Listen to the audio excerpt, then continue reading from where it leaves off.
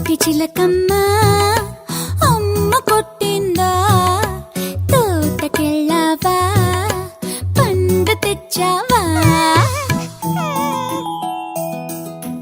గుడ్లు పెట్టావా గుటుక్కుమన్నావా గుడ్లు పెట్టావా గుటుక్కుమన్నావా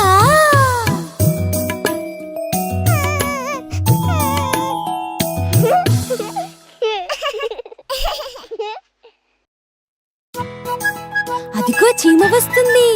ఎక్కడి నుంచి వస్తుందో అడుగుదామా? చిట్టి చీమ ఎక్కడికెళ్ళావు?